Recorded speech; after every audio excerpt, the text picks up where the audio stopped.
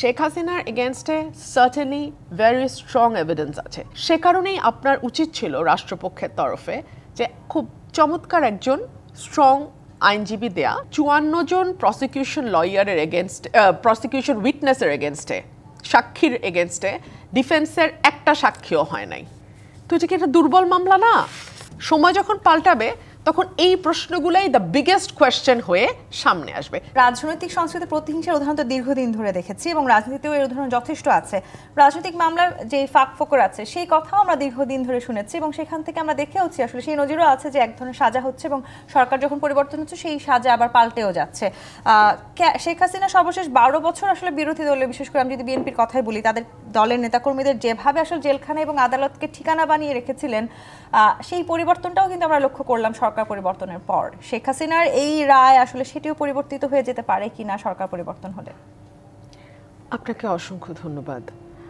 আমি জানি না আপনি আসলে ঠিক কী পরিবর্তনের কথা বলছেন। ধরুন এটা যদি শেখ হাসিনার আমল হতো, শেখ হাসিনার লাস্টের দেড় মাসের কথা, হ্যাঁ, জুলাই থেকে অগস্ট ৫ পর্যন্ত, ওটা আমি বাদই দিলাম।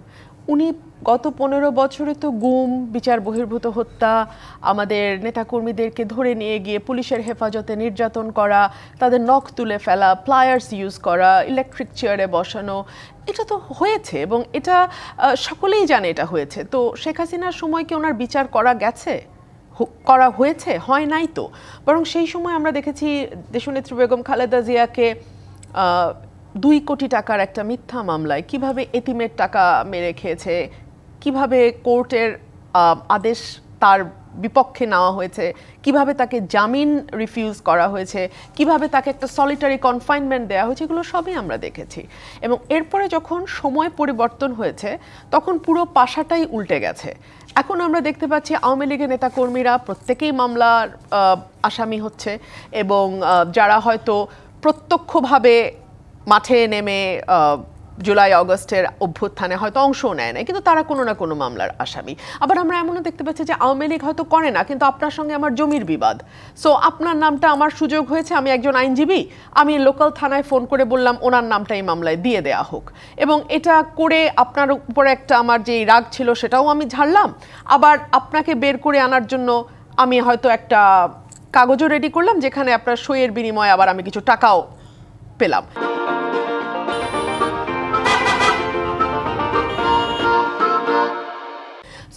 এই যে একটা ব্যবসা আরম্ভ হয়েছে, হ্যাঁ, এটা তো শেখ হাসিনার সময়ও আমরা একরকমভাবে দেখেছি, গত 14 মাস আমরা আরেক রকমভাবে দেখলাম। মানে এখন আমরা এখানে বসে প্রিটেন্ড করতে পারি যে সব কিছু খুব পাল্টে গেছে, দারুণ হয়েছে, বিরাট একটা বিষয় হয়েছে, যেটা রনি ভাই একটু আগে বলছিলেন যে সারা পৃথিবী অবাক বিস্ময়ে তাকিয়ে রয়। আমি জানি উনি স্যাটায়ার করে বলছিলেন, মানে এটাই তো অনেকে খুবই সিরিয়াসলি বলার চেষ্টা করেন, যেটা আমার ভাই এখানে স্যাটায়ার করছেন সেটা অনেকে খুবই সিরিয়াসলি বলার চেষ্টা করেন। সো ওই ভানটা করলে ভানটা করাই যায়, কিন্তু এর বেশি আসলে কিছু পাওয়ার নাই। ডেভিড বার্গম্যানের কথা আপনারা নিশ্চয়ই জানেন। শেখ হাসিনার সময়ে তিনি অত্যন্ত সরব একজন মানবাধিকার কর্মী ছিলেন এবং তিনি রেগুলার বেসিসে লিখেছেন, হ্যাঁ, তার শেখ হাসিনার সময়কার দুঃশাসনের কথা, এবং তাকে ব্যক্তিগতভাবে শেখ হাসিনা পার্লামেন্টে দাঁড়িয়ে তার ব্যাপারে মন্তব্য করেছেন এবং সেটা খুব শোভন মন্তব্য ছিল না।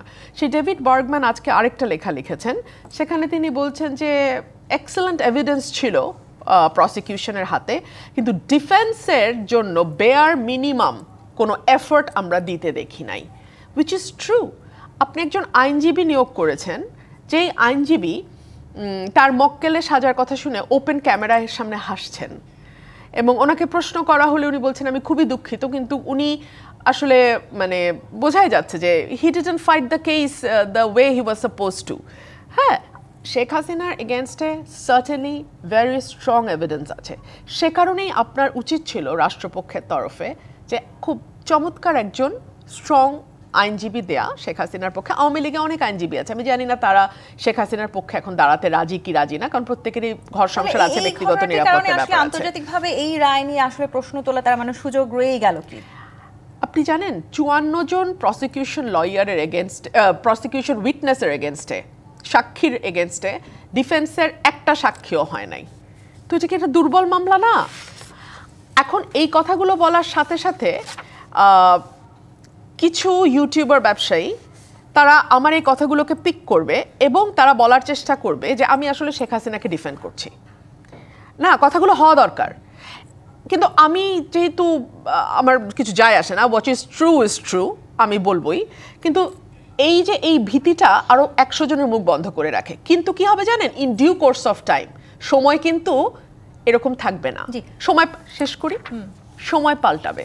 সময় যখন পাল্টাবে তখন এই প্রশ্নগুলাই দ্য বিগেস্ট কোয়েশ্চেন হয়ে সামনে আসবে। সেটাই আমি এখন করে রাখছি। এই যে প্রশ্নগুলো আসলে বারবার তোলার এক ধরনের সুযোগ রয়ে গেল, সেই সুযোগ থেকে আসলে আমরা কেন বারবার বেরিয়ে আসতে পারছি না? নিশ্চয়ই